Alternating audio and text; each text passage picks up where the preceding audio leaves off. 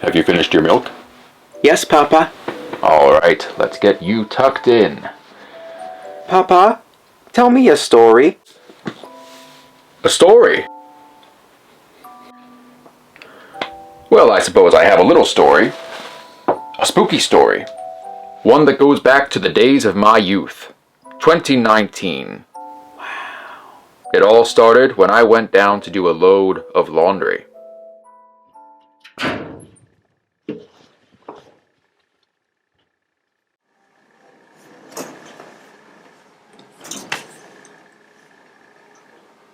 Where are my bedsheets?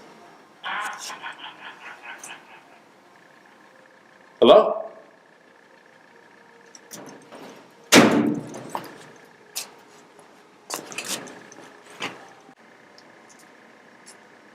Hello?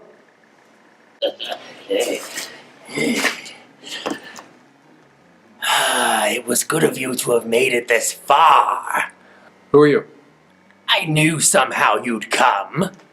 This is where I live. Are you wearing my bedsheets? Mortal minds cannot resist the jewel of temptation. You're dragging them on the ground. Those are clean sheets. You're dragging them in the dirt and stuff. As ransom for your goods, I require a sacrifice. An idol in my image that shall be worshipped in the coat of Fleaman. Sorry. Fleaman? Why would you call yourself that? Listen, yeah, while I would normally love to do that for you, it's just that, ew, gross, no, don't put that in your mouth. Oh, God, okay. The thing is, that would probably take me like a day or two, and I really want to sleep in my bed, so... Sleep with me! What? What?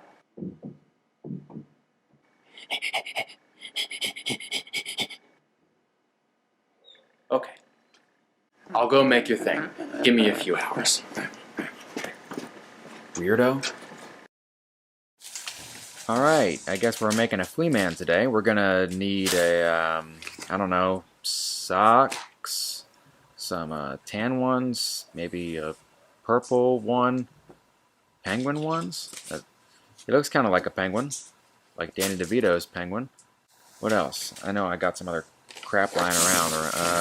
Okay, I got an old t-shirt. I got some scraps of faux leather.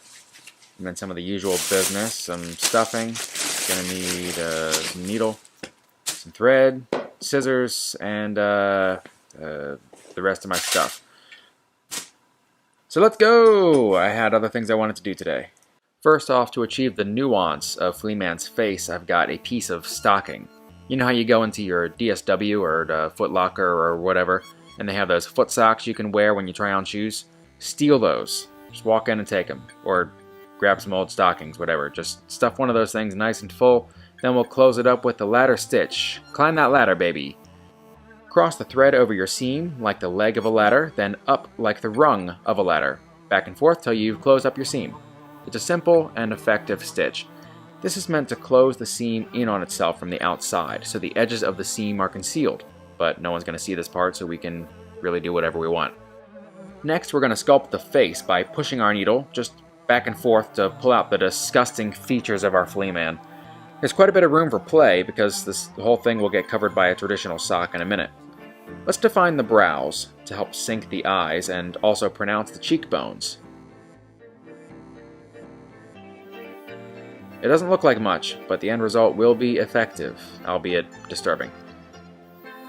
Now to test out how the stock will stretch over and see how much we need. I'm used to a bit of improvisation with my dolls, but this one is really right off the cuff.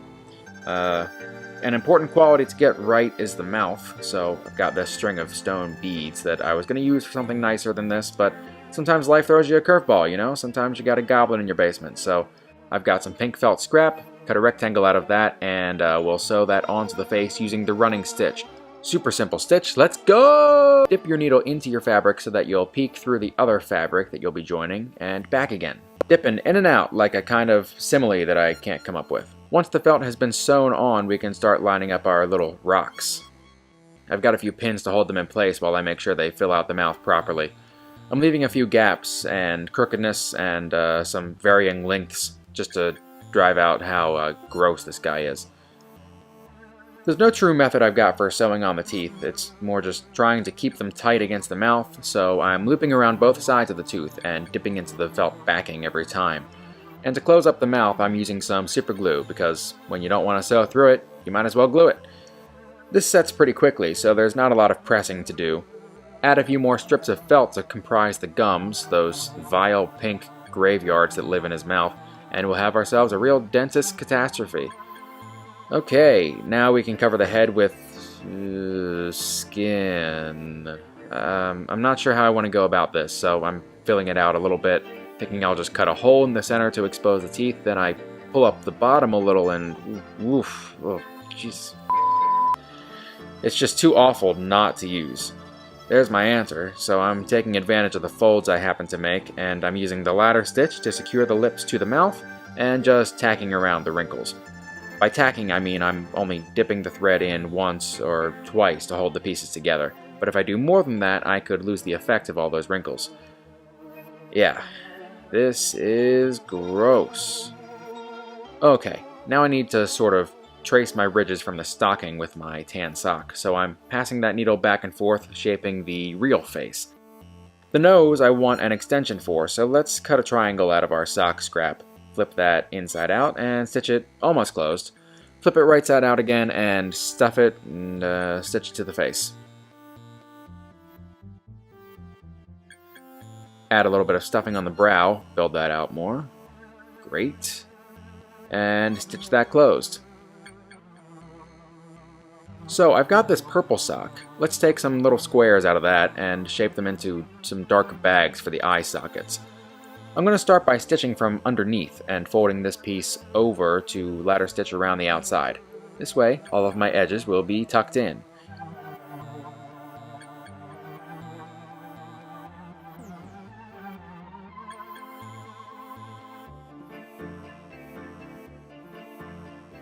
I've pulled some bulging yellow buttons for the eyes, anchor into the center point with some yellow thread. Let's stitch those on with what kind of looks like a bell curve. The anchor points are on the bottom and the button is at the top. When we're done, we'll anchor with a knot like any other stitch so the eye doesn't end up falling out. And for a little more dimension, I'm going to take some more purple sock and ladder stitch a small tube. 2 pieces, a little more than the width of the eye. Everybody welcome back our super glue. I won't attempt to stitch these on if gluing them is way easier.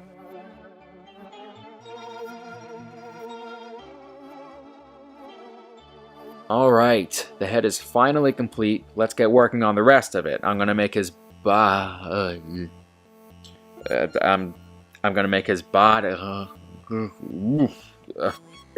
I'm sorry, I'm just thinking about his naked body. Okay, we're back. I'm gonna cut the rest of this tan sock more or less in half with a rounded bottom. It looks short compared to his head, but remember he's got that camel hump, which can be made rather conveniently by the heel of the sock.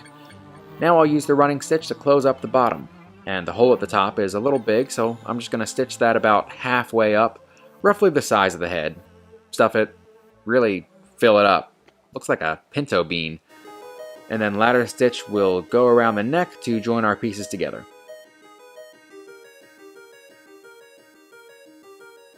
So I've got another tan sock to make Fleaman's nasty arms. From the opening of the sock, I'll cut about halfway down to the heel and, I don't know. I guess let's flip it inside out. I'll stitch both arms and then cut them out. Let's do like half the arm really thin and then bulb out towards the hand like those anime snot dribbles. Then we can cut them loose and flip them right side out again with help from our handy chopstick. These will be stuffed. Again, the chopstick is useful. And then we need to make a bunch of little fingers, which are the same design principle as the arms, only much smaller and way more frustrating to make. So while I planned on making 10, I stopped at 8. We'll stitch these to the hand one by one.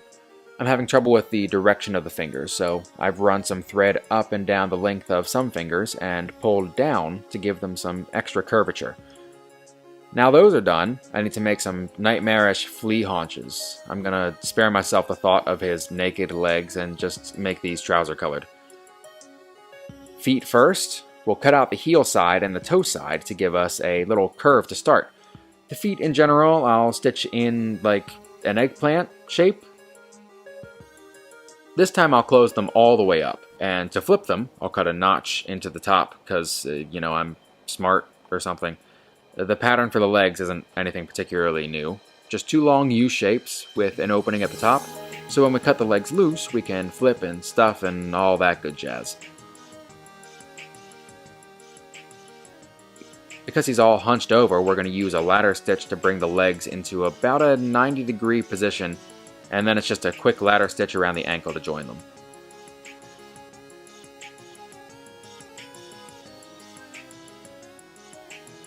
Now I'm going to pull out my faux leather, vinyl really, and after turning one of my small squares into unusable strips, I decided it was better off to take the big piece of vinyl leather and make a long single strip for each leg.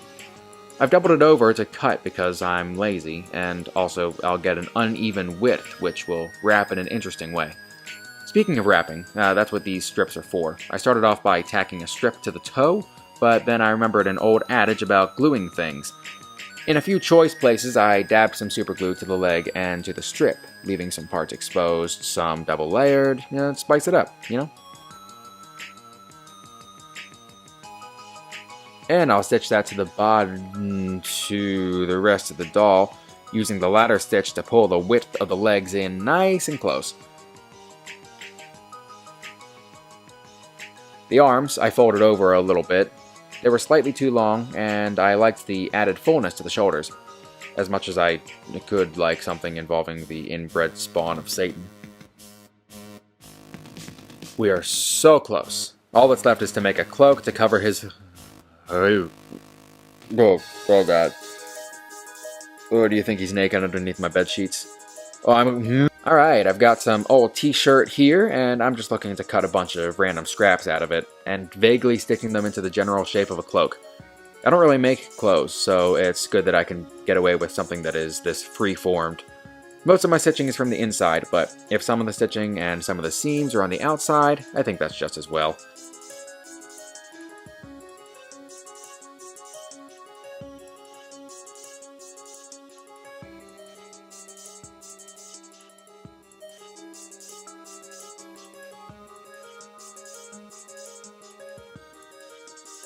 Along all of the edges I've cut in a jagged fashion, so everything is uneven and ill-fitting.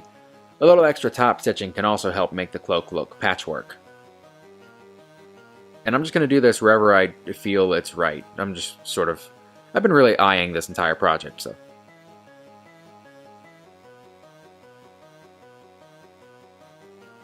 And a little added touch is some marker to redden his bulbous nose. I'm using a Prismacolor Peach marker and then a colorless blender to soften its effect. All about subtlety here with this doll.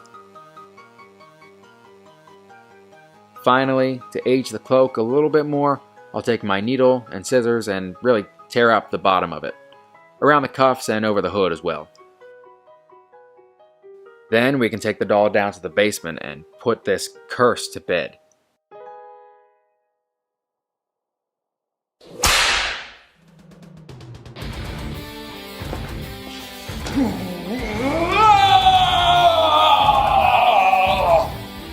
Monster! Come out, Fleaman, for I have brought your offering. I knew you would return. Oh my God, what happened to you? I have brought your... What? What? Why say you this? No, I mean, you look weird. I don't understand. What were you doing? I have gone through many trials and tribulations to bring you this doll. Why is your hair so long? You were only gone for like 8 hours. I have been changed by dark magic. And it's just supposed to be cool. And you have something on your face. No, that's like a scar, like Trevor Belmont. Trevor Belmont? I'm just saying, like I'm like a What Belmont. Are you saying? That's just it's weird. Like I went through the trials and I. You don't look like a Belmont at all. You're just a shirtless guy wearing a sock over his head. I'm just saying. I'm not trying to offend you. It's just that I'm just trying to look out for you. I just thought we had a connection. No! Just take your stupid thing and get out of here. Am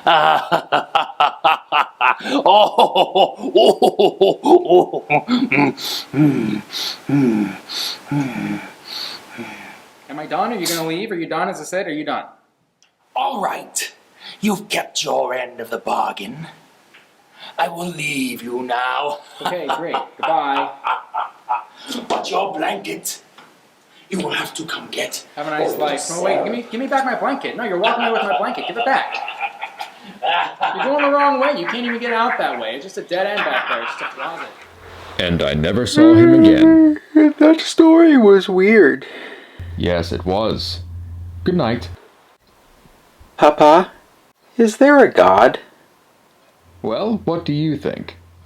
I think that there's a big sky dragon. And he's angry with us.